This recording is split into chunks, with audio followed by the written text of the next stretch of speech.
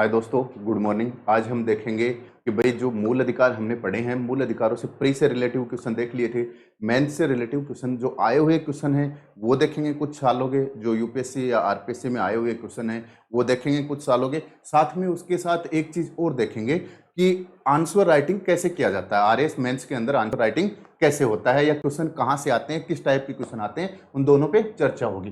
देखिए, पहला क्वेश्चन दे रखा है अपने को कि भारतीय संविधान के भाग 3 में मूल अधिकारों का उल्लेख किया गया है जो व्यक्ति को व्यक्ति के खिलाफ सुरक्षा प्रदान करते हैं। मूल अधिकारों की विशेषताओं के साथ इसको लिखना है। यदि इस टाइप का यदि आपके क्वेश्चन आता है तो वो 100 शब्दों का आएगा, 100 शब्दों का क्वेश्चन आएगा।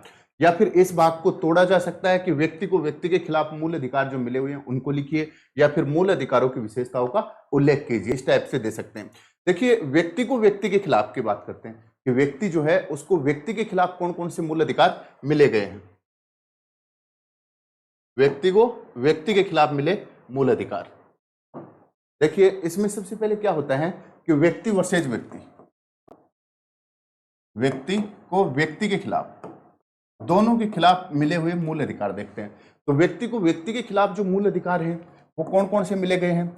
अनुच्छेद 17 मिला गया है। अस्पृश्यता का अंत किया गया है। अस्पृश्यता का अंत किया गया है। कोई भी व्यक्ति किसी भी आदमी को जातिगत या भाषागत या सांस्कृतिक या प्राचीन परंपराओं के आधार पर भी किसी को जातिगत नहीं ठहरा सकता। नीच या ऊंच का भेदभाव जो है यहाँ पे खत्म किया गया है। अस्पृश्यता का अंत किया गया है। ये व्यक्ति भी नहीं ठहरा सकता और राज्य भी नहीं ठहरा सकता, दोनों के खिलाफ मिला है। दूसरा, अनुच्छेद 23 की बात करते हैं। 23 की बात करते हैं और अनुच्छेद 24 की बात करते हैं। 24 की बात करते हैं तो अनुच्छेद 23 जो है उसके अंदर भी क्या नहीं हो सकता, मूल अधिकारों को किसी व्यक्ति को नहीं, शोषण के विरुद्ध जो मूल अधिकार है आपका, तो शोषण के विरुद्ध कोई भी व्यक्ति जो है बलात्श्रम नहीं करवा सकता किसी दूसरे से, है ना। कोई भी व्यक्ति बलात्श्रम नहीं करवा सकता, है ना। आगे जाके कारखाने वगैरह जो भी हैं, बच्चे वगैरह, इन सबको काम में नहीं लगाया जा सकता। तो व्यक्ति को व्यक्ति के खिलाफ जो मूल अधिकार मिले हैं वो अनुच्छेद 17 है, अनुच्छेद 23 है और अनुच्छेद 24 जो है वो भारत के अंदर व्यक्ति को व्यक्ति के खिलाफ मिले मूल अधिकार हैं। ठीक है, अब आते हैं अपने क्वेश्चन पे। आगे देखिए, सुरक्षा प्रदान करते हैं, बिल्कुल उनके खिलाफ सुरक्षा प्रदान की गई है। आगे देखिए, यदि उनका उल्लंघन होता है तो आदमी क्या होता है कि सुप्रीम कोर्ट के तहत या हाई कोर्ट के अंदर 226 या अनुच्छेद 32 के तहत अपनी रिट याचिका लगा के अपने जो अधिकार हैं उनकी रक्षा कर सकता है, मूल अधिकारों की। आगे देखिए, मूल अधिकारों की विशेषताएं लिखनी है। तो मूल अधिकार जो है उनकी विशेषताएं क्या होती है। देखिए, मूल अधिकारों की विशेषताएं दोनों को आप अलग अलग पार्ट में तोड़ के, जितना भी मेंस का क्वेश्चन होता है उसको जितना वर्डों को तोड़ के आप लिखोगे उतना ज्यादा अच्छे नंबर आएंगे। और सटीक और सीधा आंसर लिखना, आपको एकदम सीधी भाषा में आपको आंसर लिखना है। ठीक है, सबसे पहले ये न्यायोचित नहीं है ना, न्यायोचित प्रकृति के हैं कि यदि इसका उल्लंघन हो जाता है तो आप सीधे न्यायालय के अंदर जा सकते हो जहां से आपको न्याय मिलेगा। इसमें उच्चतम न्यायालय द्वारा अनुच्छेद 32(2) के तहत सुरक्षा दी गई है। अनुच्छेद 32(2) के तहत आपको क्या दी गई है, सुरक्षा दी गई है मूल अधिकारों में। क्योंकि मैंने बताया था 32 के अंदर 4 पैरा है। पहले पैरे के अंदर यदि व्यक्ति के मूल अधिकारों का हनन होता है तो सीधा सुप्रीम कोर्ट जा सकता है। दूसरे पैरे में सुप्रीम कोर्ट को बोला गया है कि भाई आप जो है व्यक्ति का यदि मूल अधिकार का उल्लंघन होता है तो आप विधि बनाइए, कानून बनाइए, जो भी हैं आप निर्णय दीजिए, आदेश दीजिए या अपनी 5 प्रकार की रिटें जारी कर दीजिए। तीसरा, संसद बोला गया है कि संसद जो है उसको हाई कोर्ट और सुप्रीम कोर्ट के अलावा, तीसरा जो है हाई कोर्ट और सुप्रीम कोर्ट के अलावा किसी अन्य न्यायालय को भी ये जो आपकी रिट अधिकारिता है इसकी दे सकता है। चौथे में क्या बोला गया कि मूल अधिकारों का तब तक मतलब अतिक्रमण नहीं होगा जब तक, या उसको प्रतिबंधित नहीं किया जाएगा जब तक संविधान में इसका अन्यत्र कहीं उल्लेख नहीं है। चारों बातें यही हैं। आगे, ये असीमित नहीं है लेकिन वाद योग्य है। ये असीमित नहीं है, संविधान संशोधन से इनको और भी जोड़ा जा सकता है, कम किया जा सकता है, लेकिन ये वाद योग्य नहीं है।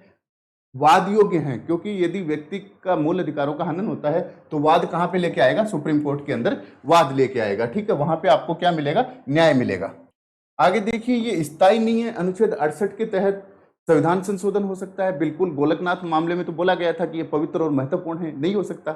लेकिन आगे केशवानंद भारती के अंदर क्या बोला कि संविधान संशोधन हो सकता है लेकिन संसद की संविधान संशोधन करने की शक्ति जो है वो सीमित की गई है। ठीक है, आगे इसमें नागरिक और गैर नागरिक दोनों के लिए दिए गए हैं। गैर नागरिक की बात करें तो यहाँ पे व्यक्ति का शब्द जुड़ जाता है, व्यक्ति की बात करते हैं, और नागरिक की बात करते हैं तो भारतीय शब्द जुड़ जाता है, नागरिक, है ना।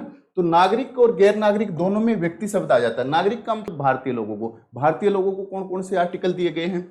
आपका अनुच्छेद 15 दिया गया है, अनुच्छेद 16 दिया गया है, अनुच्छेद 19 दिया गया है, 29 और 30 दिए गए हैं। बाकी जो बच गए वो सभी गैर नागरिकों को, आपको पता ही है, इसको मैग्ना कार्टा बोला जाता है। और इसमें टोटल जो अपना भाग 3 है, भाग 3 किस प्रकार से संविधान में सजाया गया था यहाँ पे, तो ये मैंने आपको पहले ही बता दिया। ये व्यक्ति को राज्य के खिलाफ और व्यक्तिगत खिलाफ, व्यक्ति को राज्य के खिलाफ तो मिले हुए हैं, इसलिए तो इनको फंडामेंटल बोला जाता है। और दूसरा व्यक्ति जो है वो भी इन अधिकारों को छीन नहीं सकता। इसमें आपातकाल में सक्रियता पाई जाती है, आपातकाल में ऑटोमेटिक मतलब क्या हो जाते हैं, निलंबित हो जाते हैं। हमने देखा था जब 352 युद्ध, बाह्य आक्रमण और सशस्त्र विद्रोह लग जाता है, तब 2 तरीके का आर्टिकल अपने आप काम करने लग जाता है। एक तो करने लग जाता है 358 और एक करने लग जाता है 359। यहां से मैं इसका क्वेश्चन अब की बार बनने का चांस है। 358 में क्या होता है कि जब 352 लग गया तो ऑटोमेटिक आपकी 19(1) की जो स्वतंत्रताएं हैं, बोध संघ घूमा और बस व्यापार किया, वो सारी क्या हो जाती है, खत्म हो जाती हैं। दूसरा, वो कुछ समय के लिए रुक जाती है ना, प्रतिबंधित हो जाती है। आगे 359 में राष्ट्रपति अध्यादेश जारी करके, अधिसूचना जारी करके क्या करेंगे, उन जो आपके बच गए मौलिक अधिकार उनको भी खत्म कर सकते हैं, रोक सकते हैं कुछ समय के लिए।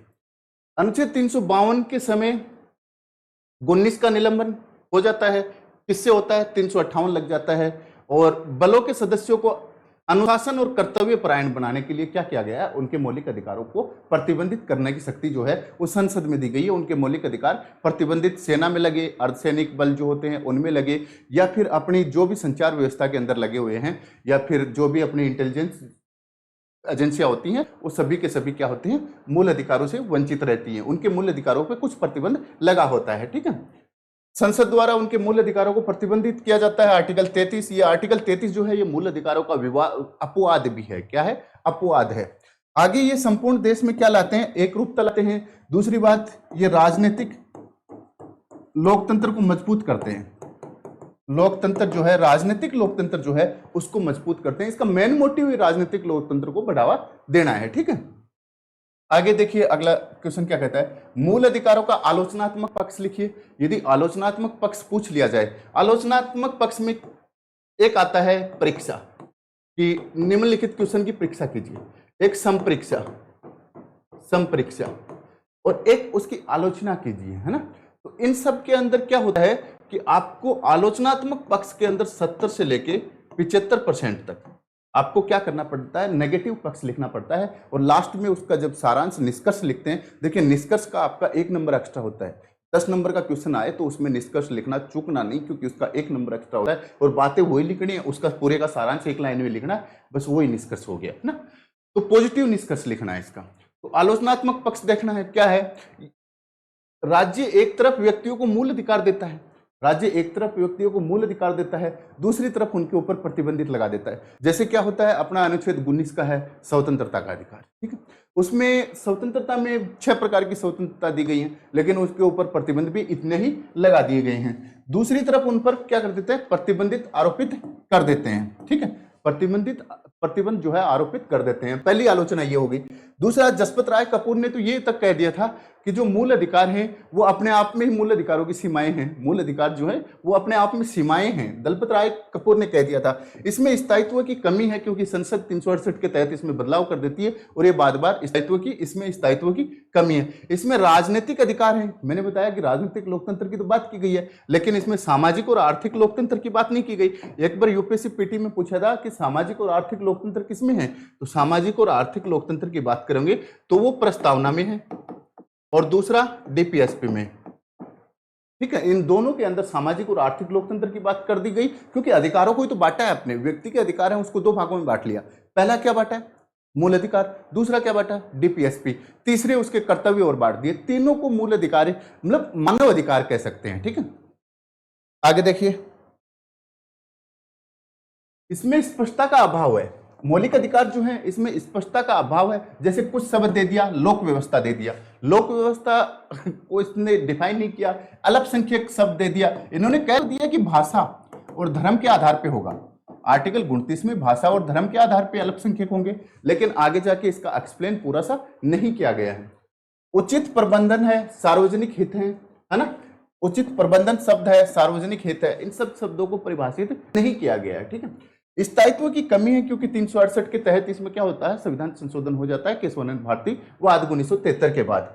आगे देखिए, राष्ट्रीय आपात में फंडामेंटल राइट्स अपने आप निलंबित हो जाते हैं, उन्हीं बातों को वापस चेंज करके लिखना है, कुछ नहीं है, बस कमी आप पूछे, कोई भी एक टॉपिक आपको अच्छे से याद है, आपको आर्टिकल 12 से लेके आपको 35 तक ध्यान है, हल्का पुल्का भी ध्यान है, तो आप मेंस में बहुत अच्छा लिख सकते हो, बस शब्दों को तोड़ना और जोड़ना आना चाहिए, है ना। निलंबित हो जाता है ना।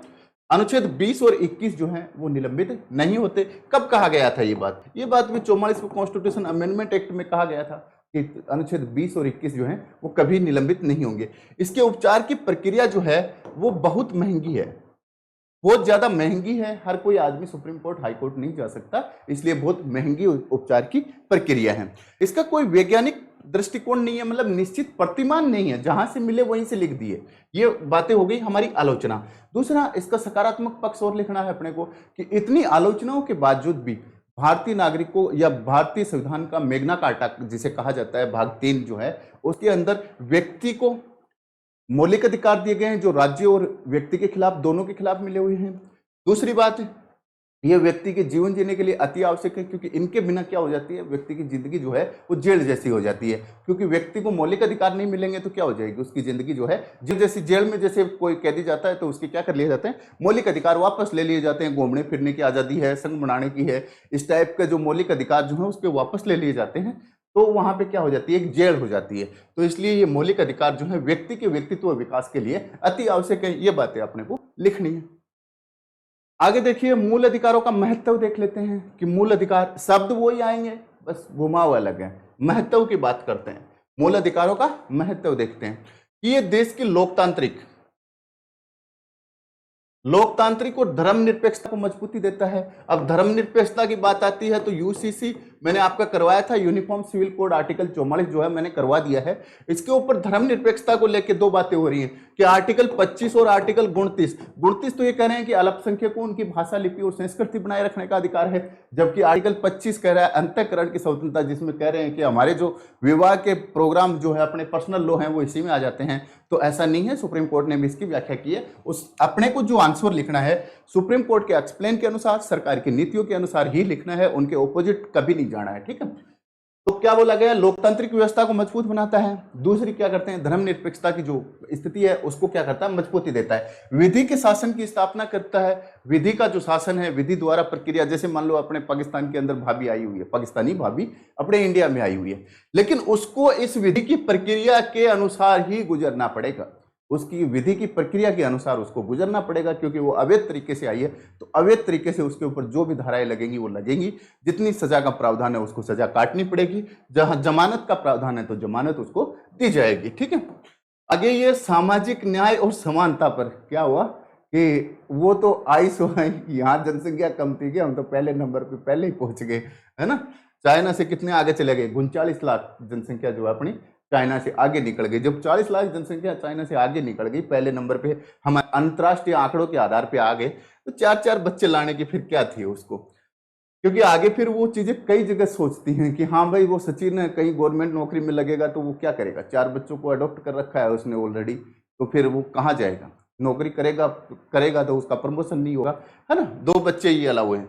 ये सामाजिक न्याय और समानता पर आधारित है, समाज के अंदर न्याय पैदा करता है और समानता को पनपता है, क्योंकि समानता का अपने अधिकार देख लिया था, सामाजिक न्याय जो है सभी के साथ समान होगा तो अपने आप उनको अधिकार मिल जाएंगे।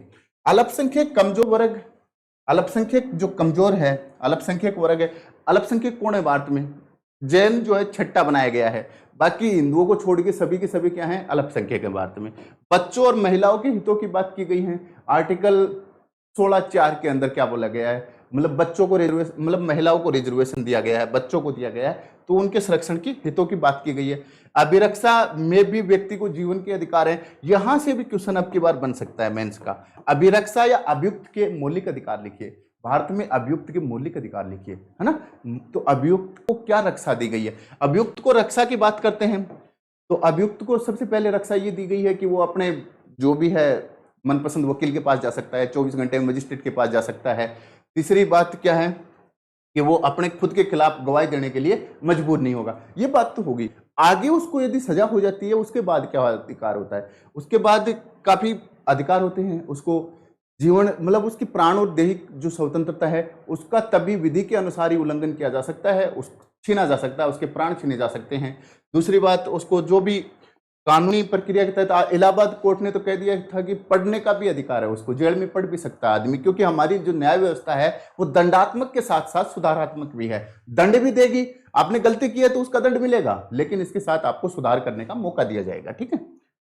अभिरक्षा में भी व्यक्ति को जीवन की स्वतंत्रता की रक्षा की गई है, उसका जो जीवन है वो छीना नहीं जाएगा या उसको सुसाइड करने के लिए, आत्महत्या करने के लिए मजबूर नहीं किया जाएगा। ठीक है। केवल विधि द्वारा स्थापित प्रक्रिया, विधि की उचित प्रक्रिया जो है उसी के आधार पर उसका जीवन लिया जा सकता है। ठीक है। लोगों को राजनीतिक और प्रशासनिक तौर पे मजबूती दी गई है। राजनीतिक तौर पे तो पूरा का पूरा राजनीतिक है, और प्रशासनिक तौर पे लोगों को मजबूती दी गई है कि अल्पसंख्यक वर्ग जो होते हैं या फिर अपने जो भी रिजर्वेशन की बात करते हैं वो सारा का सारा यहीं से आ जाता है। यहां गांधी जी ने क्या कहा था कि राज्य विहीन प्रजातंत्र में सहायक है। राज्य विहीन प्रजातंत्र, क्योंकि राज्य क्या नहीं कर सकता, आपसे छीन नहीं सकता। गांधी जी है, कार्ल मार्क्स है, ये सब क्या कहते हैं कि मतलब प्रजातंत्र हो, लेकिन ऐसा प्रजातंत्र हो उसमें कोई राज्य नहीं हो, कोई रिस्ट्रिक्शंस, पाबंदियां नहीं हो, सब आदमी खुले हों। इस टाइप से नहीं होता, क्योंकि खुला तो पशु होता है, और खुले पशु के जो क्या होते हैं वो आगे जाके उसके रिजल्ट बुरे आते हैं। वे व्यक्ति, ये क्या है, व्यक्ति और संगठन की स्वतंत्रता की रक्षा करते हैं। व्यक्ति और संगठन की बात करते हैं तो व्यक्ति अपने संघ बना सकता है, संगठन बना सकता है। आर्टिकल 26 और 19 के अंदर क्या बोला गया है कि 19 और 26 में कि धार्मिक संगठन जो है वो भी अपने धर्म के लिए कार्य कर सकते हैं। आगे देखिए, एक क्वेश्चन बनता है कि भाग 3 के मैग्ना कार्टा के बाहर के अधिकार जो व्यक्ति को प्राप्त हैं, व्याख्या करो कि भाग 3 के अंदर अधिकार हैं, है ना, लेकिन मूल अधिकारों की श्रेणी में नहीं है। तो इसमें 3 हैं, देखिए कौन से हैं। विधि के प्राधिकार के बिना कोई भी व्यक्ति जो है उसके ऊपर न तो कर अधिरोपित मतलब लगाया जाएगा और न ही संग्रहित मतलब उससे लिया जाएगा। ठीक है। ये आपका भाग 12 के अंदर है, अनुच्छेद 265 में है। आगे देखिए, विधि के प्राधिकार के बिना व्यक्ति को संपत्ति से वंचित नहीं किया जाएगा। ठीक है।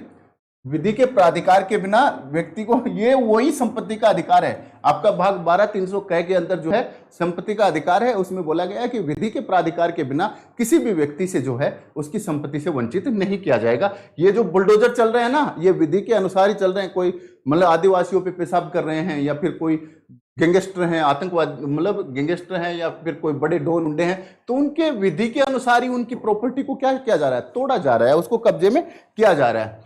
आगे, भारत में संपूर्ण क्षेत्र में व्यापार, समागम और वाणिज्य, जो भी आप उद्योग धंधा जो भी करना चाहते हो आप देश के अंदर कहीं पर भी आप कीजिए, है ना। अनुच्छेद जो आपका भाग 13 है, 13 के 301 में ये अपने को मूल अधिकार और दिए गए हैं जो मूल अधिकारों से अलावा हैं, जो अपने भाग 3 से अलावा हैं।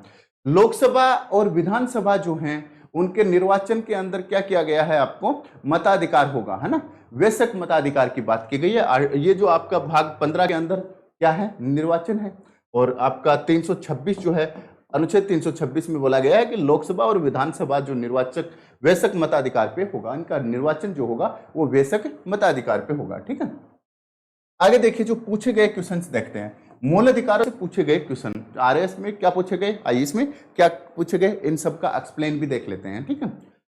पहला है आरएस के अंदर, भारत के संविधान के अनुच्छेद 21 में उपबंधित प्राण और दैहिक स्वतंत्रता, प्राण और दैहिक स्वतंत्रता के अधिकार में निहितार्थों को स्पष्ट कीजिए। 50 शब्द का आया था 2018 में। क्या बोला गया, प्राण और दैहिक स्वतंत्रता की बात की गई है, और अनुच्छेद 21 को बोला गया। इसको समझना क्या है, इसको ये समझना है कि अनुच्छेद 21 दे रखा है, उसमें प्राण और दैहिक स्वतंत्रता दोनों शब्द दे रखे हैं, है ना। उसके निहितार्थ, इनका मतलब क्या होता है, इनका मतलब क्या होता है, बस ये बातें अपने को लिखनी है। तो इनका मतलब देखिए अपन कैसे निकालेंगे। प्राण और दैहिक स्वतंत्रता का मतलब देखते हैं। देखिए, प्राण जिसको क्या बोला जाता है, लाइफ बोला जाता है, लाइफ की स्वतंत्रता। और दूसरा है दैहिक स्वतंत्रता, दैहिक स्वतंत्रता। दैहिक जो है, दैहिक स्वतंत्रता अपने शरीर की स्वतंत्रता। ठीक है। प्राण के अंदर आपको सबसे पहले क्या चाहिएगा, जीवन जीने के लिए आपको क्या चाहिएगा, सबसे पहले स्वस्थ वातावरण चाहिएगा, स्वस्थ पर्यावरण चाहिएगा, है ना। तो आपको क्या चाहिएगा, स्वस्थ वातावरण। जीवन जीने के लिए स्वस्थ वातावरण जरूरी है कि नहीं है, क्योंकि ये व्यक्तिगत शरीर की बात हो रही है और ये दैहिक स्वतंत्रता की बात आगे करेंगे। दूसरा, आपको स्वास्थ्य भी चाहिएगा, स्वास्थ्य भी आपको चाहिएगा। तीसरा, आप सेल्फ मर्डर भी नहीं कर सकते, सुसाइड भी नहीं कर सकते, आत्महत्या का भी, क्योंकि आप दूसरे को नहीं मार सकते तो क्या नहीं कर सकते, खुद को भी नहीं मार सकते। ये 3 शब्द तो आपको प्राण की जो व्याख्या करनी थी उसके अंदर ये 3 शब्द लिखने थे। 50 शब्द का आया है तो कम कर दो, 100 का आया है ज्यादा कर दो, 15 शब्द का आया है तो ये तीनों नाम लिख के छोड़ दो, ठीक है। आगे दैहिक स्वतंत्रता की बात करते हैं। दैहिक स्वतंत्रता कि व्यक्ति जो होता है वो खुद की तो नहीं ले सकता लेकिन किसी दूसरे की भी नहीं ले सकता, उसको आत्मसम्मान के साथ जीने का अधिकार दिया गया है।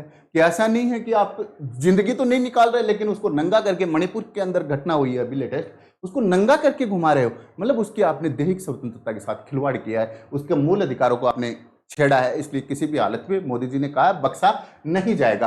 तो वो है कि आपको सम्मानजनक जीना है, सम्मानजनक आपको जीना है। तो दैहिक स्वतंत्रता में आप हथकड़ी जो है, हथकड़ी के खिलाफ अधिकार आया था आपको। हथकड़ी आप चाहो तो नहीं लगवा सकते, क्योंकि यार बंद के थोड़ी ना अपन सब जगह रहेंगे। अपनी दैहिक स्वतंत्रता कम से कम खुला तो छोड़ो, कपड़े पहन के, ऐसा नहीं कि नंगे भी आप घूम सकते हो, नहीं, आप कपड़े पहन के घूमो, हथकड़ी नहीं लगवा सकते, ठीक है। आगे बोला गया है कि त्वरित न्याय पाने का अधिकार आपको, क्या है, त्वरित न्याय पाने का अधिकार है। त्वरित, आप ये भी आपको दैहिक स्वतंत्रता में है कि त्वरित न्याय जो है वो पाने का अधिकार भी आपको है। एक बोला गया था मेनका गांधीवाद में, विदेश जाने का अधिकार भी है। ये भी किसमें है, विदेश जाने का अधिकार है, विदेश जाने का अधिकार है। एक आपको दिया गया था निजता का अधिकार, दिया गया था ना, निजता का अधिकार, निजता का अधिकार है आपको, क्या है, निजता का अधिकार भी है आपको। 21 क में क्या दिया गया, शिक्षा पाने का अधिकार भी किस में आएगा, दैहिक स्वतंत्रता में आएगा। किस में आएगा, शिक्षा का अधिकार भी इसमें आएगा, शिक्षा का अधिकार जो है वो भी इसी में आएगा। सार्वजनिक स्थानों पे फांसी लगाना या फिर आपको आत्महत्या के लिए मजबूर करना या आपको खुद को फांसी लगाने के लिए मजबूर करना, है? तो क्या हो गया, सार्वजनिक, सार्वजनिक जो स्थान है उन पे फांसी की बात करते हैं, फांसी जो लगाना है, ये सभी के सभी किस में आ जाएंगे, आपके दैहिक स्वतंत्रता में आ जाएंगे। ये नाम आप लिख तो आपके पूरे में से पूरे नंबर देगा और अगला देखने वाला खुश हो जाएगा कि हाँ यार इसने सभी बात लिख दी। आर्टिकल 21 का मेंशन किया गया क्वेश्चन में, तो सीधा सीधा आर्टिकल 21 ठोक दो ना, क्या दिक्कत है। और उसको दोनों को बांट दो, प्राण और दैहिक स्वतंत्रता बताया था आपको कि प्राण ये है। तीसरी बात और लिख दो कि प्राण और दैहिक स्वतंत्रता जो है इससे व्यक्ति को वंचित कब किया जाएगा, विधि द्वारा स्थापित प्रक्रिया से ही किया जाएगा, अन्यथा उसको प्राण और दैहिक स्वतंत्रता से कभी वंचित नहीं किया जा सकता। तो विधि द्वारा स्थापित प्रक्रिया, विधि की उचित प्रक्रिया जो है उसके द्वारा ही व्यक्ति को क्या किया जा सकता है, उसके प्राण और दैहिक स्वतंत्रता जो है उससे वंचित किया जा सकता है, अन्यथा उसको वंचित नहीं किया जाएगा, ठीक है। अगला क्वेश्चन देखते हैं। बहुत इजी तरीके से आप मेंस लिख सकते हो। मेंस के अंदर कुछ लोग हैं कम पढ़ते हैं या जो टॉपिक अपना कम क्लियर होता है उसमें कम नंबर आते हैं। चक्कर क्या होता है, जो कम टॉपिक अपना क्लियर होता है ना उसमें हम जो जानते हैं वो सारी बातें लिख देते हैं और वो एक राउंड बन जाता है। राउंड बन जाता है तो उसमें मैक्सिमम नंबर देगा। और यदि अपन अच्छा जानते हैं ना तो उसी एक शब्द को लेके हम घूमते रहते हैं चारों तरफ, तो उसमें एक की पॉइंट ही तो लिखा आपने, केवल उसी का नंबर मिलेगा आपको। तो अच्छा पेपर जो होता है कभी कभी उसमें कम नंबर मिलने का कारण यही होता है, ठीक है। आगे क्वेश्चन देखिए, भारत में संपत्ति के अधिकार की संवैधानिक स्थिति क्या है। ये कब आया था, 2016 में आया था। और मूल अधिकार से एक क्वेश्चन पक्का आना है, 5 नंबर का, 2 नंबर का, 10 नंबर का भी आ सकता है। तो 15 शब्द में ये लिखना है। क्या दिया है, संपत्ति का अधिकार दिया गया है। देखिए संपत्ति के अधिकार की बात कर लेते हैं। संपत्ति का अधिकार, संपत्ति का अधिकार किसमें था, 19(1) क्या में था, क्या 19(1) में संपत्ति का अधिकार था और 31 में था, 31 के अंदर संपत्ति का था। ये सबसे पहले अपने को क्या लिखना है कि विवादास्पद मुद्दा होने के कारण इसको 44वें संविधान संशोधन जो हुआ था उसमें हटा के क्या कर दिया गया, कहां भेज दिया गया, भाग 12 में, भाग 12 के अनुच्छेद 300 क में भेज दिया गया। 300 क में भेजने के बाद ये क्या रहा, यहां से तो फंडामेंटल राइट था, अब ये फंडामेंटल राइट्स तो नहीं रहा, अब ये क्या हो गया, कानूनी या आपका विधिक कानूनी या विधिक अधिकार बन के रह गया। क्या हो गया? कानूनी या विधिक अधिकार बन के रह गया, क्योंकि यहां क्या था? मूल अधिकार था, मूल अधिकारों से निकल के कानूनी और विधिक अधिकार। यहां पे क्या था? ये व्यक्ति की बात कर रहा है, तो यहां पे जरूरी नहीं कि व्यक्ति के लिए है, तो ये दोनों के लिए है। क्या है? यहां पे तो केवल और केवल नागरिक को मिला हुआ था, क्योंकि संपत्ति की बात करते हैं तो यहाँ पे देश में जो निवास करने वाले, जो रहने वाले लोग हैं, तो वो यहाँ के मूल निवासी है, उन्हीं की तो संपत्ति होगी। तो यहाँ पे नागरिक की बात कर रहे हैं, जबकि यहाँ पे व्यक्ति की बात कर रहे हैं। आप 5 नंबर का भी इसको लिख सकते हो, 2 नंबर का भी, 10 नंबर का भी आपको इसको लिख सकते हो। तो देखिए इसमें कोई बड़ा इश्यू है नहीं। इस टाइप के क्वेश्चन मेंस में आते हैं, काफी इजी क्वेश्चन आते हैं, बस उनकी लैंग्वेज जो है ना उसमें पकड़ रखना जरूरी है। आगे देखिए, मानव अधिकारों के संरक्षण बिना सामाजिक न्याय असंभव है। टिप्पणी कीजिए। टिप्पणी करने का मतलब क्या होता है? टिप्पणी या व्याख्या। टिप्पणी या व्याख्या जो करते हैं उसमें बहुत इजी बात लिखते हैं, बहुत सरल भाषा में बात लिखते हैं, उसी को टिप्पणी बोला जाता है। उसी को क्या बोला जाता है? व्याख्या बोला जाता है। इसी एक मुद्दे की अपने को व्याख्या करनी है, समझ गए?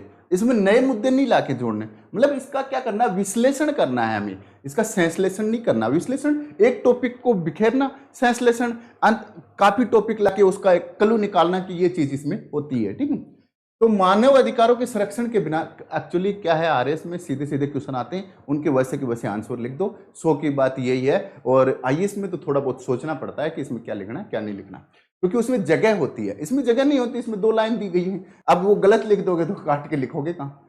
और यूपीएससी में लंबा चौड़ा पन्ना आता है, यदि 2 लाइन गलत भी हो जाती है तो चल जाता है काम।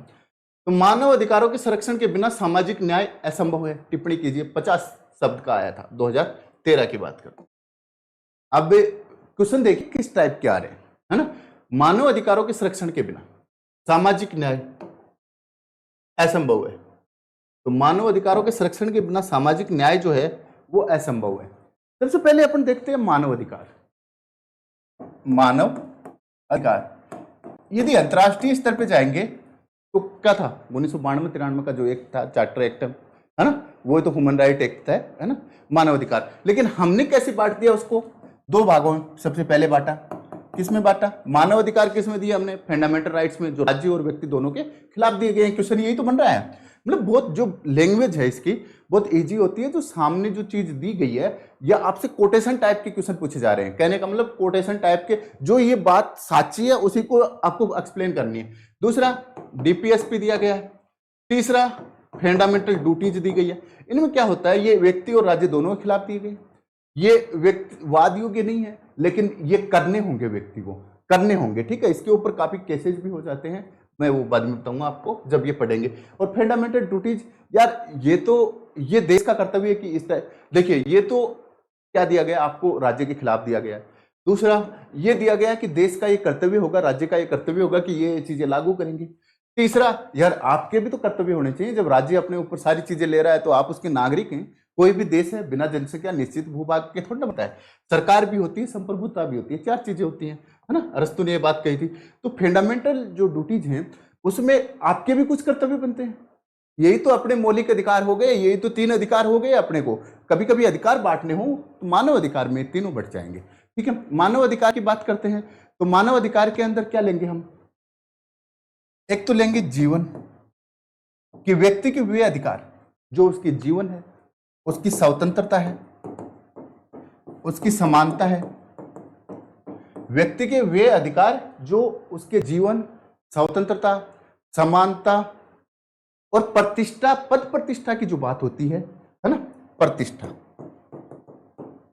व्यक्ति के वे अधिकार जो उसके जीवन, स्वतंत्रता, समानता और प्रतिष्ठा से जुड़े हों, उनको क्या बोला जाएगा? मानव अधिकार बोला जाएगा, मानव अधिकार बोला जाएगा।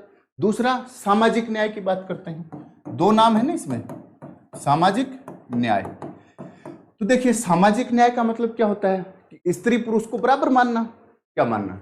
स्त्री और पुरुष जो है उनको क्या करना? बराबर मानना। दूसरा, महिलाओं और बच्चों के उत्थान के लिए अलग से काम करना, क्योंकि उनको आरक्षण देके तो बराबर लाया जा सकता है, और कोई भी जंजीर जो अपनी सबसे कमजोर कड़ी से मजबूत नहीं हो सकती, है ना?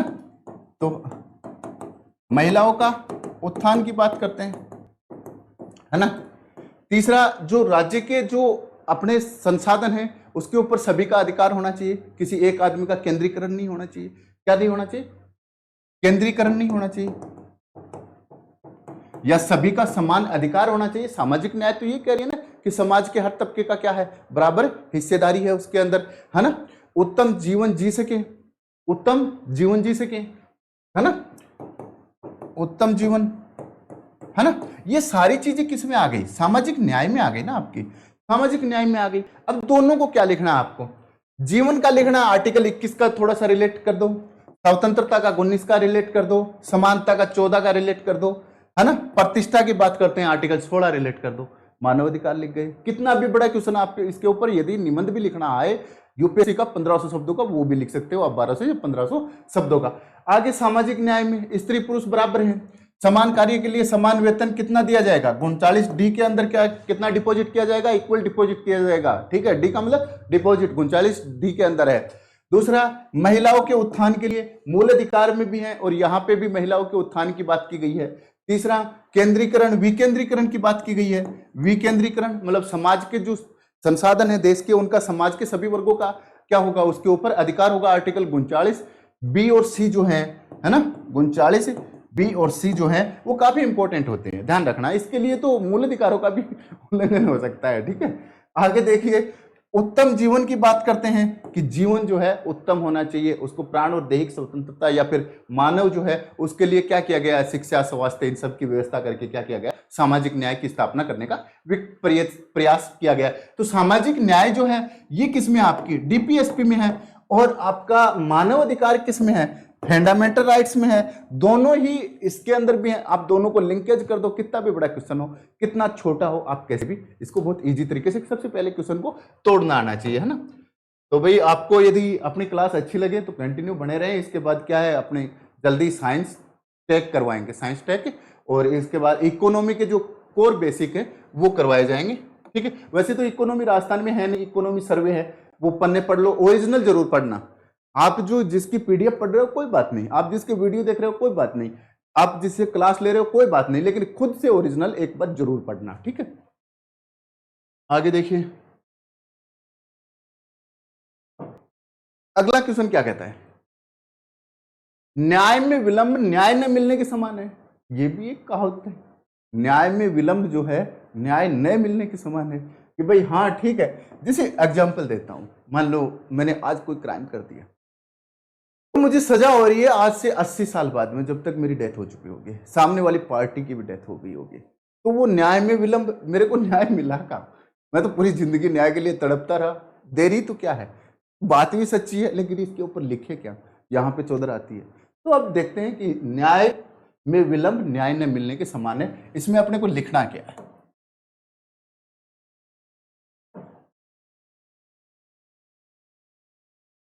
न्याय में विलंब न्याय न मिलने के समान है। थोड़ा पैन निपकड़ दौड़ो ले ले, है ना।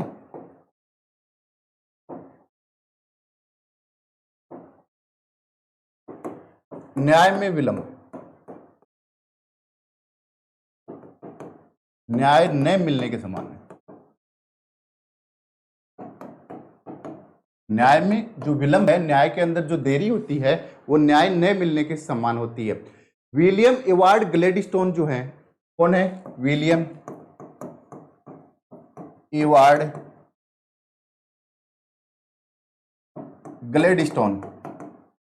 विलियम एडवर्ड ग्लैडस्टोन जो है, उनकी ये सुक्ति है, उनकी। आप यदि पॉलिटी बहुत, खैर मैं तो नेट JRF वगैरह हूं, तो मुझे तो यूपीएससी मेंस 2 बार अच्छे नंबर आए थे। तो देखिए, विलियम एडवर्ड ग्लैडस्टोन जो है, इनकी सुक्ति है ये, इनकी कहावत है ये कौन थे? ये पूर्व ब्रिटिश के जो पीएम थे, ब्रिटिश पीएम थे। इन्होंने कहा कि न्याय में विलंब न्याय न मिलने के समान है ना। तो सबसे पहले क्या हो गया, यदि न्याय के अंदर विलंब हो रहा है, बहुत अधिक देरी से मिले न्याय की क्या हो जाती है? सार्थकता खत्म हो जाती है। सबसे पहले बहुत अधिक देरी से मिले न्याय की क्या हो जाती है? न्याय की सार्थकता खत्म हो जाती है। इसमें 2 पक्ष होते हैं, एक तो गुनहगार पक्ष होता है, एक उसके खिलाफ जो मुकदमा करता है वो पक्ष होता है। यदि उन दोनों को गुनहगार को यदि समय पर न्याय नहीं मिल रहा तो उसका कोई काम का नहीं है, ठीक है। यदि किसी आदमी को मुआवजा मिल रहा है और वो उसके मरने के बाद मिल रहा है तो उसको किस काम का है, तो क्या हो जाता है, उसकी सार्थकता जो है वो खत्म हो जाती है, सार्थकता जो है वो खत्म हो जाती है। इसलिए न मिलने के बराबरी हो गया, ये जो है न मिलने के बराबरी हो गया। दूसरी लाइन आप 15 शब्द में आया था चूंकि, तो ये लाइन तो आपको जरूर लिखना है। यदि याद हो विलियम इवान गैलिस्टोन का तो लिख सकते हो, ये याद नहीं हो तो एक कहानी, एक सुक्ति, एक उसी के हिसाब से। कई बार क्या होते हैं बच्चे, क्या होते हैं, पहला जो क्वेश्चन होता है उसको रिपीट कर देते हैं। आपको रिपीट नहीं करना, क्वेश्चन जो है वो तो उसमें दिया ही गया है, आपको रिपीट नहीं करना, आपको नई बातें लिखनी है और किसी भी बात का दोहराव नहीं होना चाहिए बार बार, है ना। तो बहुत अधिक देरी से मिले न्याय की क्या हो जाती है, सार्थकता जो है, औचित्य जो खत्म हो जाता है। सुप्रीम कोर्ट के बहुत से ऐसे फैसले हैं या हाई कोर्ट के ऐसे फैसले हैं या अपन गाँव के जमीन के फैसले भी देखते हैं जिनमें पीढ़ियां गुजर जाती हैं लेकिन आज तक फैसले, उनको रास्ता नहीं मिला, किसी को म्याड़ नहीं मिली, किसी को कुछ नहीं मिला, है ना। दूसरी बात, आपको त्वरित न्याय जो पाने का अधिकार है उसकी क्या हो जाती है, यहां पे अवहेलना हो जाती है। आपको क्या है, त्वरित और उचित, है ना, उचित न्याय जो है, न्याय पाने का अधिकार है, ये किसमें आपका, जो भी बच गए सभी अधिकार आर्टिकल 21 में, है ना। मेनका गांधीवाद के बाद क्या कर दिया गया था, इनको सीरियल वाइज कर दिया गया था। त्वरित और उचित न्याय पाने का अधिकार जो है उसका क्या हो रहा है, उल्लंघन हो रहा है। इसलिए क्या होता है कि न्याय में विलंब जो है न्याय न मिलने के समान बोला गया है। ये बात आप 50 शब्दों में लिख सकते हो, ये बात आप 20 शब्दों में लिख सकते हो, इससे बड़ा एक क्वेश्चन आएगा नहीं। यदि आएगा तो फिर इसके बहुत से पहलू आपको काटने पड़ेंगे, ठीक है। आपको सभी पहलू, जितना क्वेश्चन को तोड़ोगे उतना क्वेश्चन आपका इजी बनता जाएगा। आगे देखिए क्या कह रहे हैं कि मुख्य न्यायाधीश रमन्ना ने कहा कि न्यायिक समीक्षा को न्यायिक अतिरेक के रूप में प्रदर्शित किया जाए। न्यायिक अतिरेक, न्यायिक अतिरेक क्या होता है कि न्यायपालिका जो होता है वो, उसका काम क्या होता है, उसका काम होता है कि न्याय की समीक्षा करना, ठीक है, न्यायिक समीक्षा करना, संविधान की व्याख्या करना, जो PIL आती हैं आपकी जनहित याचिका, उनकी देखरेख करना, उसके आधार पे लोगों को अधिक से अधिक अच्छा सुविधा अनुसार निर्णय देना, है ना, उसके हित में निर्णय देना। लेकिन ये अतिरेक कब हो जाता है, जब ये ही मामला आगे बढ़ जाता है और आप कार्यपालिका या आप कहने का मतलब संसद मान लेते हैं, संसद जो विधि बना के लेके आती है, या तो आप उसको उल्लंघन खत्म ही कर देते हो डायरेक्ट ही, उसमें आच्छादन भी लग जाता है, उसको पृथक्करण का नियम भी लग जाता है कि एक भाग अच्छा है तो उसको रख लीजिए और दूसरा उसको पृथक करके जो मूल अधिकारों का हनन करता है उसको खत्म कर दीजिए। आप 24वें 25वें संविधान संशोधन में ऐसा किया है ना। तो अब ये चीज ज्यादा हो गई है, इसलिए रमन्ना साहब ने बोला है, और ये भी एक सुक्ति है, न्यायिक अतिरेक के रूप में प्रदर्शित करने की प्रवृत्ति ठीक नहीं है, ठीक नहीं है। इसका ये अर्थ क्या है, तो इसकी सीधी सीधी बातें अपने को लिखनी है। पहले देखना है न्यायिक समीक्षा क्या है, दूसरा न्यायिक अतिरेक क्या है, ठीक है, ये दोनों चीजें अपने को देखनी है। अब ना देखना है न्यायिक समीक्षा, न्यायिक समीक्षा, है ना, या जिसको न्यायिक सक्रियता, सक्रिय, ठीक है। न्यायिक सक्रियता, न्यायिक समीक्षा तो यही होता है कि जो भी कानून बन के आएगा, जो भी विधि बन के आएगी, उसको क्या करेगी, आपका सुप्रीम कोर्ट जांचेगा, क्योंकि संविधान का संरक्षक होता है, संविधान की व्याख्या करता है, ठीक है। तो आप सक्रियता, उसके अंदर यदि आप सक्रिय भूमिका निभा रहे हो, सक्रिय भूमिका यदि आप निभा रहे हो, वो तक तो ठीक है। ये सक्रिय भूमिका ही का ही एक, जो आप सक्रियता निभा रहे हो, न्यायिक सक्रियता जिसको बोला जाता है, एक्टिविज्म जिसको बोला जाता है, उसमें न्यायिक समीक्षा जुडिकल जो आपका रिव्यू है वो कर सकते हो आप, है ना। तो देखिए इसमें कई शब्द आएंगे आपके। पहली बात आएगी, देखिए सबका अलग अलग देख ले, न्यायिक सक्रियता, न्यायिक सक्रियता, ठीक है, न्यायिक सक्रियता, न्यायिक सक्रियता समाज जो है अपना, तो समाज में न्याय जो है उसको बढ़ावा देने के लिए, समाज में, समाज जो है, समाज में न्याय को बढ़ावा देने के लिए, बढ़ावा देने के लिए, समाज में न्याय जो है उसको बढ़ावा देने के लिए आपकी जो सुप्रीम कोर्ट जो है, या फिर जिसको न्यायपालिका बोल सकते हैं, न्यायपालिका की सक्रिय भूमिका, सक्रिय भूमिका जो है उसी को क्या बोला गया है कि समाज में न्याय जो है उसको बढ़ावा देने के लिए न्यायपालिका की जो सक्रिय भूमिका है उसी को क्या बोला गया है, न्यायिक सक्रियता बोला जाता है। इस न्यायिक सक्रियता में आपके कौन से शब्द जुड़ जाएंगे, न्यायिक समीक्षा जुड़ जाएगा, इसी का हार न्यायिक समीक्षा जुड़ जाएगा। देखिए समीक्षा जो है, न्यायिक समीक्षा, इसमें क्या होता है कि आर्टिकल क्या कहते हैं अपने, ये कहते हैं मूल अधिकार, क्या कहता है, ये कहते हैं कि जो भी आर्टिकल 13 कहता है, ये कहता है कि जो भी अपनी संसद ऐसी कोई विधि नहीं बनाएगी जो मूल अधिकारों का हनन करती हो, उसके अंदर आपको न्यायिक समीक्षा करने का अधिकार है। सुप्रीम कोर्ट को क्या दिया गया है, न्यायिक समीक्षा करने का, संविधान की व्याख्या करने का अधिकार दिया गया है। तो न्यायिक समीक्षा का मतलब क्या हो गया कि वो जो कानून बना के लेके आ रहे हैं उनकी आप जांच कीजिए, यदि वो मूल अधिकारों का हनन करते हैं तो उनको रद्द कर दीजिए, यदि मूल अधिकारों का हनन नहीं कर रहे हैं तो आप उनको रद्द मत कीजिए। ये पृथक्करण का सिद्धांत और लागू कर दीजिए इसमें, कि दो कानून बनाए हैं उसमें एक बात सही है और एक गलत है, उस एक बात सही को ले लीजिए, गलत है उसको हटा दीजिए। वो हो गई आपकी न्यायिक समीक्षा, जांच करना। सक्रियता हो गई, न्यायिक समीक्षा हो गई। इसमें एक जनहित याचिका होती है, जनहित याचिका। जनहित याचिका के माध्यम से भी क्या करते हैं आजकल हाईकोर्ट और सुप्रीम कोर्ट, ये पीएन भगवती की देन है, ये न्यायाधीश पीएन भगवती की देन है, न्यायिक समीक्षा, वो जनहित याचिका। तो जनहित याचिका अखबार में कहीं पे आ गया, जैसे मणिपुर का जो कांड हुआ था वो न्यूज़पेपर में ही तो आया था, उसमें जनहित याचिका लग गई कि हाँ भाई ऐसा नहीं हो सकता, महिलाओं के साथ अभद्र व्यवहार नहीं हो सकता, उनको नंगा, 2 महिलाओं को रेप के बाद नंगा घुमाया गया, इस टाइप की न्यूज आ रही है। तो वहां पे क्या हो गया, आपका न्यायिक जनहित याचिका हो गई। उसके अंदर आप कोई भी आदमी जाके कि भाई ऐसा देश के साथ नहीं हो सकता, कोई भी डाल सकता है, मैं भी डाल सकता हूं, आप भी डाल सकते हो, न्यूज़पेपर की कटिंग लेके भी उसको आधार बना के सुप्रीम कोर्ट यह मामला कर सकता है। तीसरा, इसके अंदर बोला गया है कि आप क्या हो, संविधान की व्याख्या करते हो, आप जो है संविधान की व्याख्या करते हो। ये बातें तो हो गई आपकी सक्रियता या फिर न्यायिक समीक्षा के अंदर इतना काम आप कर सकते हो। यदि आप न्यायपालिका जो है इससे बाहर का यदि कोई काम कर देती है, इससे ज्यादा कोई काम कर देती है, उसी को अतिरेक बोला गया है। उसी को क्या बोला गया, अतिरेक बोला गया। देखिए न्यायिक अतिरेक देखते हैं।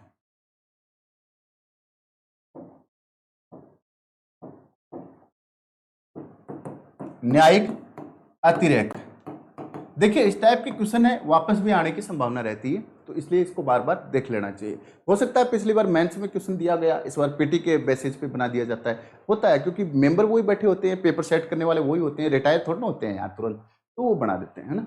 तो न्यायिक अतिरेक की बात करते हैं। न्यायिक अतिरेक का मतलब होता है न्यायपालिका जो है विधायिका और कार्यपालिका के जो काम है ना उसमें हाथ देने लग जाती है। क्या करने लग जाती है, विधायिका विधि जो बनाती है और कार्यपालिका मंत्रिपरिषद जो होती है, इनके कार्यों में क्या करने लग जाती है, इनके कार्यों में हस्तक्षेप करने लग जाती है, हस्तक्षेप करने लग जाती है। तो उसी को क्या बोला गया, न्यायिक अतिरेक बोला गया कि आपको कितना काम दिया गया है, आप न्यायपालिका की समीक्षा कीजिए, आप क्या कीजिए, न्यायपालिका जो न्याय अपना कानून आता है उसकी समीक्षा कीजिए, है ना, उसके अंदर सक्रिय भूमिका निभाइए, जनहित याचिका देखिए, संविधान की व्याख्या कीजिए और उसका जो है उसको सही और गलत जो है उसको आप छाटिए, आपका काम इतना है। लेकिन आप विधायिका और कार्यपालिका के कार्य जो होंगे उनके अंदर आप हस्तक्षेप करने लग जाते हो, विधायिका और कार्यपालिका के कामों के अंदर, ठीक है। आगे देखिए इसके अंदर क्या बोला गया है कि जैसे एक विशाखा का मामला आया था राजस्थान सरकार का 1997 का, तो उसमें बोला गया था कि हाँ भाई महिलाओं को जो है वो कहीं पर भी उत्पीड़न नहीं होना चाहिए महिलाओं का, वो बात आपने अच्छी कही है, वो बात भी आप इसके अंदर लिख सकते हो। आप ये जो आपका गोलकनाथवाद है वो बात भी इसके अंदर लिख सकते हो। लेकिन जो आपका न्यायिक अतिरेक है ना, न्यायिक अतिरेक मतलब अतिक्रमण हो गया, ये तो विधायक मतलब अपनी न्यायपालिका जो है अपने कार्यों को छोड़ के न्यायपालिका, ये जो अपनी कार्यपालिका और विधायिका जो है इनके कार्यों में हस्तक्षेप देने लग गई विधि बनाने की, यहीं से टकराव पैदा होता है, यहीं से टकराव। जैसे 2018 वाले मेंस में आया था कि न्यायपालिका और कार्यपालिका में टकराव, वो बातें भी यहीं से हो जाती है, यहां से टकराव शुरू होता है, आगे जाके वाद बनते हैं, वो अलग अलग वाद बनते चले जाते हैं। तो आगे देखिए कि क्या होता है कि न्यायिक सक्रियता, अब जो न्यायिक सक्रियता जो होती है ना, जुडिकल एक्टिविज्म है ना, वो अपनी सीमा पार कर देता है। सीमा पार किसने की थी, सीमा हैदर ने की थी, है ना, सीमा पार की थी, है ना, क्योंकि वही ठीक है यार विदेशों में तो संपर्क हो रहे हैं, है ना। दो कारण होते हैं इसके अंदर। पहला ये देखा जाता है कि यार देश को देखें, दूसरा ये अंतर्राष्ट्रीय संबंध अच्छे बनाएं, तो इससे संबंध अच्छे बनते हैं। पॉजिटिव व्यू के लिए आप लिख सकते हो, है ना। तो जो सीमा है ना, न्यायिक समीक्षा जो है, आपका न्यायिक समीक्षा करने का जो अधिकार है, उसकी सीमा का आप उल्लंघन कर देते हो, उस सीमा को पार कर देते हो, आप उस सीमा को पार कर देते हो, और उस पार करने का ही क्या बोला गया है, न्यायिक अतिरेक बोला गया है। जैसे एग्जाम्पल देखते हैं अपन, क्या हुआ था कि सबसे पहले बात आती है कि 2020 के अंदर सुप्रीम कोर्ट ने बोला था और दिल्ली हाई कोर्ट ने बोला था कि भाई दिवाली पे पटाखे जो बजाने हैं उनके ऊपर रोक लगा दी, या पटाखे बजाने पर रोक लगाने का ये विधायिका कार्यपालिका विधि बना के आपको देगी। आपको ठीक लगे तो उसको मान्यता दीजिए, नहीं लगे तो, लेकिन ये आपने ही क्यों जारी कर दिया ये फरमान, है ना। तो इसके लिए उपराष्ट्रपति महोदय ने पटाखे, दिवाली पे पटाखे, दिवाली पर पटाखों पर रोक, इसका बहुत आदमियों ने पर रोक, इसमें बहुत आदमियों ने, हिंदू मुस्लिम सोसाइटी ने भी इसके ऊपर बहुत विरोध किया था। देखिए, दिवाली पे पटाखों पे रोक, आपने तो ये फरमान जारी कर दिया, आपने तो विधायिका का काम कर दिया, विधि बना के दे दिया। अरे ये काम आपका थोड़ा नहीं है, ये तो अतिरेक हो गया, तो रोकना आप, अतिरेक में नहीं जाना आपको ना। इसको कब किसने बोला था? उपराष्ट्रपति महोदय ने बोला था कि ये क्या है, उपराष्ट्रपति महोदय ने बोला था कि यह भी न्यायिक अतिरेक का काम है। एक फिल्म आई थी जूली LLB, जोली LLB, जोली LLB में वकीलों का मजाक दिखाया गया। सुप्रीम कोर्ट ने कह दिया कि भाई इसके ऊपर सेंसर लगा दो, और ये भाषण और अभिव्यक्ति की स्वतंत्रता के आधार पर इसके 4 जो थे वो हटा दिए। तो सेंसर बोर्ड भी तो किस लिए बना? उसको आदेश दे सकते थे वहां से हट जाओ, है ना। आप डायरेक्ट आदेश देके क्यों हटा देते हो? क्वेश्चन डिलीट कर देते हो आप। उसको बोलिए कि भाई हाँ ये क्वेश्चन जो है इसको या तो हमें आंसर के साथ प्रूफ कीजिए, या इस टाइप के क्वेश्चन आपको नहीं दिए जाएंगे, इसका रिफंड या जुर्माना आपके ऊपर लगाया जाएगा। इस टाइप का काम कर सकते हो। जोली LLB फिल्म आई थी, जोली LLB फिल्म आई थी जिसके 4 सीन क्या कर दिया गया था, हटा दिया गया था। ठीक है। एक श्याम नारायण मामला आया था। कौन सा आया था? श्याम नारायण का मामला आया था। उस मामले में यह बोल दिया गया कि आपको सभी सिनेमा घरों में क्या करना पड़ेगा, राष्ट्रीय गान गाना पड़ेगा। फिल्म चालू होने से पहले क्या करना पड़ेगा, राष्ट्र गान गाना पड़ेगा। तो यार राष्ट्रगान, आप वहां पे मूवी देखने जा रहे हो तो वहां पे आपको सिनेमा घरों में राष्ट्रगान आपको गाना पड़ेगा। क्या बोला गया कि राष्ट्रगान जो है उस टाइम पे सभी आदमी खड़े होंगे, जो भी दरवाजे हैं उनके हॉल के वो सारे बंद कर दिए जाएंगे, और भारत का झंडा उसके अंदर दिखाया जाएगा। ये भी फरमान हो गया, ये भी अतिरेक का काम हो गया। ये काम विधायिका का था विधि बनाने का, उसके आधार पर लागू होते हैं। ठीक है, ये हो गया। एक इलाहाबाद कोर्ट है, Allahabad high court. Allahabad high court के अंदर आपको पता है 95 न्यायाधीश बैठते हैं, देश के सबसे ज्यादा न्यायाधीश बैठते हैं। क्योंकि सुप्रीम कोर्ट की बात करें तो 34 बैठते हैं, राजस्थान हाई कोर्ट की बात करें तो 50 न्यायाधीशों की सीट रखी गई है यहाँ पे, है ना। तो यहाँ पे 95 न्यायाधीश बैठते हैं, 95 न्यायाधीश बैठते हैं, देश की सबसे बड़ी संवैधानिक पीठ है। अब इलाहाबाद हाई कोर्ट ने यह कहा था कि भाई सरकारी अधिकारी कर्मचारी जो भी है उसके बच्चे सरकारी स्कूल में पढ़ेंगे। बात तो अच्छी, बात अच्छी है, लेकिन ये काम किसका है? विधायिका का। क्या बोला था कि सरकारी स्कूल में, सरकारी स्कूल में कौन पढ़ेंगे? सभी अधिकारियों, और अधिकारी जो हैं गवर्नमेंट और कर्मचारी हैं उनके बच्चे जो हैं वो सभी का एडमिशन क्या होना चाहिए? सरकारी स्कूल में होना चाहिए। इसका भी बहुत विवाद हुआ था। तो इस टाइप के यदि काम न्यायपालिका कर रही है तो वो न्यायिक अतिरेक होगा। आप कितना भी बड़ा इसको लिख सकते हो, ये सारी बातें आपको आती है, ऐसा नहीं कि आपको नहीं आती, बस इसको शब्दों में पिरोना है। वो आप 1-2 बार प्रैक्टिस करोगे, हर क्वेश्चन को तोड़ के लिखोगे, उसमें सारा हो जाएगा। भाई पॉलिटिक्स का तो मैं स्पेशली आपको दे दूंगा, उसके बाद मेंस का जो भी क्वेश्चन है पॉलिटिक्स के अंदर 100-150 क्वेश्चन देंगे, वहीं से क्वेश्चन लगभग आ जाएंगे, क्योंकि मेंस का एक सीमित दायरा होता है, बेटी का कहीं से भी पूछा जा सकता है। ठीक है, आगे देखिए।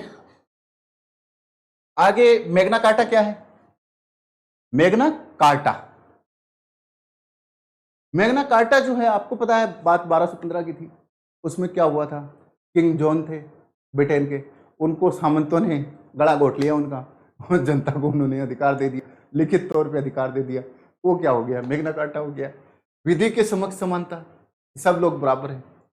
कहाँ से लिया गया है? यूके से। सब लोग बराबर हैं, कोई भी आदमी ऊंच नीच नहीं रखेगा, किसी के साथ नकारात्मक पक्ष है कि आप उत्थान के लिए किसी को रिजर्वेशन नहीं दे सकते, सबको बराबर रखना है, विधि के समक्ष समान, विधियों का समान संरक्षण, विधि के समक्ष समानता की तो बात है कि न्याय की जो मूर्ति होती है उसकी आंखों के पट्टी लगा दी जाती है, तो लगा दी जाती है कि सब बराबर है, कोई भी आए सब बराबर है, किसी को विशेषाधिकार नहीं है। यहाँ पे आप विशेषाधिकार दोगे, यूएसए से लिया है, विशेषाधिकार दोगे, महिलाओं के उत्थान की बात करोगे, पॉजिटिव वे की बात करोगे, है ना, तो ये सब आपका विधि का समान संरक्षण हो गया। आगे अभियुक्तों से संबंधित अधिकार, अभियुक्त जो है उससे संबंधित अधिकार, तो देखिए अभियुक्त जो है उससे संबंधित अधिकार क्या होंगे कि जेल के अंदर आदमी है उसको क्या क्या अधिकार दिए गए हैं, अभियुक्त का मतलब जेल में आदमी है उसको क्या क्या अधिकार दिए गए हैं। मनपसंद का वकील करने का अधिकार है, 24 घंटे में मजिस्ट्रेट के सामने पेश होने का अधिकार है, ये तो पकड़ा गया जब की बात है। अब उनको सजा हो जाती है तब क्या अधिकार है, सजा होने पे उसका प्राण और दैहिक नहीं लिया जाएगा। इलाहाबाद कोर्ट ने कहा कि उनको शिक्षा पाने का अधिकार है, इलाहाबाद कोर्ट ने कहा उसको शिक्षा पाने का अधिकार भी है। और अभियुक्तों की उसको सार्वजनिक जगह पे आप फांसी नहीं दे सकते, खुद को सुसाइड करने के लिए नहीं दे सकते, प्राण और दैहिक स्वतंत्रता उनकी आप छीन नहीं सकते बिना विधि की उचित प्रक्रिया के आधार पे, है ना। तो ये सब भी जो है उनको अभियुक्त होने के बाद जेल में जाने के बाद भी उनको अधिकार दिए गए हैं, जीने का अधिकार दिया गया है, ठीक है। तो ये सब उसके क्या हो गए, अभियुक्तों के अधिकार हो गए। मतलब जेल में बंद आदमी का ये यार इस बार आ सकता है मेंस में, ये इस बार मेंस में आ सकता है, अच्छा क्वेश्चन बनता है। आगे देखिए शोषण के विरुद्ध अधिकार, शोषण के विरुद्ध आर्टिकल 23 और 24 को बांट लो, 23 और 24 को बांट लो। 23 के अंदर कौन से 3 नाम दिए गए हैं और 24 में कौन से 3 नाम दिए गए हैं, 6 नाम लिख दो। 50 नंबर का आए, 50 शब्द का आए तो भी आप करेक्ट कर सकते हो। क्या नहीं कर सकते, बलात्श्रम नहीं करवा सकते, क्या नहीं करवा सकते, बंधुआ मजदूरी नहीं करवा सकते, बलात्श्रम नहीं करवा सकते, है ना। किसी के साथ मजदूरी जो कम, जो निर्धारित मजदूरी है उससे भी कम देते हो तो वो भी बलात्श्रम में आता है। वेश्यावृत्ति वगैरह नहीं करवा सकते, है ना, वो उसका क्या नहीं, स्लेवरी सिस्टम नहीं करवा सकते। 24 में कारखानों के अंदर बच्चे नहीं लगा सकते, कहाँ पे नहीं लगा सकते, एक तो कारखाने, दूसरा खान और तीसरा खतरनाक उद्योग, नाक उद्योग।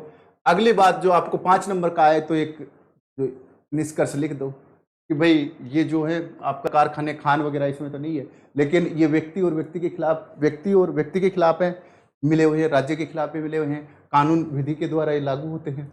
एक लाइन इसके अंदर बाद में ये लिखनी है कि आप कारखाने खान, ये जो आपका शोषण का विरुद्ध अधिकार जो है इसमें क्या किया जा सकता है कि राज्य जो है अपने राष्ट्रीय हित के लिए ये काम करवा, बस थोड़ा बहुत करवा सकती है। ये बातें हो गई आपकी। संवैधानिक उपचारों का अधिकार, संवैधानिक उपचारों का आर्टिकल 32 है, तो 32 के 4 पैरा है, आप चारों को एक एक लाइन में लिख दो, यदि कोमा लगा के लिख दो, 2 नंबर का पूछे, 5 नंबर का पूछे एक एक लाइन लिख दो, 10 नंबर का पूछे थोड़ी एक्सप्लेन कर दो, पूरा नंबर आ जाएगा आपका। थोड़ा सा हाई कोर्ट के साथ भी इसका वो करना है ना। मौलिक अधिकार संबंधी विधि बनाने की संसद की शक्ति जो है इसको आप लिख दो। क्या मौलिक अधिकारों को त्यागा जा सकता है, इस बारे में ये जो क्वेश्चन बच गए ना आपके, ये क्वेश्चन है आपके अभ्यास के, और ये क्वेश्चन आप लिख के मेरे टेलीग्राम चैनल पे या तो आप सेंड कर देना या फिर आप खुद लिख के प्रैक्टिस कर लेना, है ना। विधि का शासन की बात करते हैं, समानता के अधिकार की बात करते हैं, मौलिक अधिकार और संवैधानिक अधिकार में क्या अंतर है, ये बात भी देखते हैं। मौलिक अधिकार और संवैधानिक अधिकार में क्या अंतर है। जैसे संवैधानिक अधिकार कौन सा हो गया आपका, संवैधानिक वोट डालने का अधिकार क्या है आपका, संवैधानिक अधिकार है। मौलिक अधिकार क्या है, भाषण अभिव्यक्ति जो भी बोलने की स्वतंत्रता समानता जो भी है मौलिक अधिकार है। तो इन दोनों में अंतर देखना है अपने को, सबसे पहले तोड़ना है शब्दों को। आच्छादन का सिद्धांत, डॉक्ट्रिन, हाँ, डॉक्ट्रिन ऑफ इक्लिप्स की थ्योरी जो है उसको लिखना है। पृथक्करण का नियम, जो आर्टिकल इसमें जो 23 आपका 24 और 25 का जो संविधान संशोधन हुआ ना वो जरूर लिखना है इसमें पृथक्करण के सिद्धांत में ना। अनुच्छेद 19 में प्राप्त स्वतंत्रताएं लिखें, क्या स्वतंत्रताएं लिखोगे, बोस संघ घूमा, बोस संघ घूमा और बस व्यापार किया, और बस व्यापार किया, यही तो बात है। बॉस बोलने की स्वतंत्रता है, या भाषण और अभिव्यक्ति की स्वतंत्रता है, सम्मेलन की स्वतंत्रता है, संगठन संघ की संगठन की है, घूमने की, देश में आबाद रूप से आने जाने की स्वतंत्रता है ना, बसने की, वहां पे निवास करने की स्वतंत्रता है, और व्यापार करने की, अपनी आजीविका व्यापार वर्ती जो भी है चलाने की सबको स्वतंत्रता है। ठीक है, ये अपना टेलीग्राम तो इस नंबर पे नहीं है, बस वो तो आप IQ लेवल एकेडमी पे डालोगे, IQ लेवल एकेडमी पे डालोगे तो टेलीग्राम पे आपको क्वेश्चन जो है लिख के भेज देना। आज के टॉपिक में इतना ही। ठीक है, बाय, धन्यवाद।